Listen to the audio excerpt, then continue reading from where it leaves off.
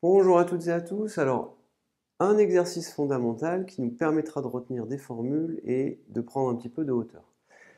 Vous avez un prix initial de 100 € qui augmente de 10%. Donc, vous pouvez faire un schéma, vous avez votre prix initial de 100 € et il augmente de 10%.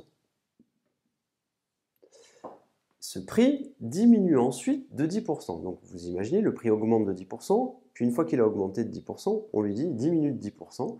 La question, c'est est-ce que finalement ça revient au même? Est-ce qu'on revient au prix de départ qui était le prix de 100 €? Je vous fais un petit schéma. Vous avez 100 €, on augmente de 10%, on arrive ici, puis là on redescend et on rebaisse de 10%. Est-ce que on arrive à nouveau à 100 €? C'est ça la question. Alors, on fait un schéma.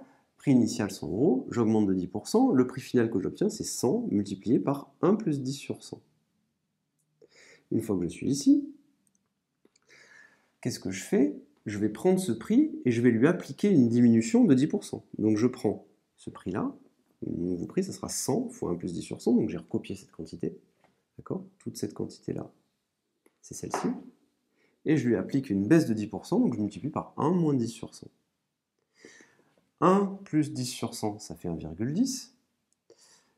Et 1 moins 10 sur 100, ça vaut 0,90.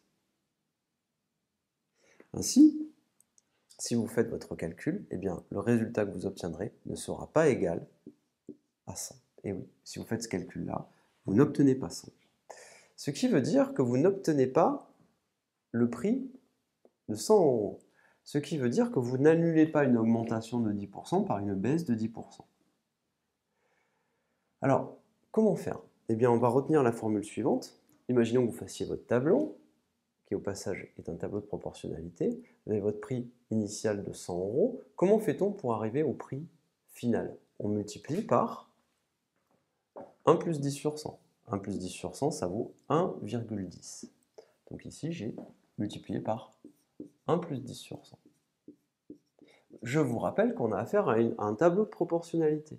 Donc, comment est-ce que je fais pour passer de mon prix final à mon prix initial? Eh bien, c'est relativement simple. Je vais effacer. Et comme vous le savez, c'est un tableau de proportionnalité. Donc si là on multiplie par 1 plus 10 sur 100, eh bien, pour aller de cette ligne à celle-ci, eh bien, on divisera tout simplement par 1 plus 10 sur 100. Et voilà comment on fait en réalité pour annuler notre augmentation. On multiplie par 1 plus 10 sur 100, cette quantité-là. Et bien pour passer de là à là, on divise par 1 plus 10 sur 100. Faites bien attention, alors que là j'avais fait 1 multiplié. Faites bien attention, parce qu'en réalité vous avez affaire à un tableau de proportionnalité. Faites pas d'erreur. Je vous remercie et à bientôt.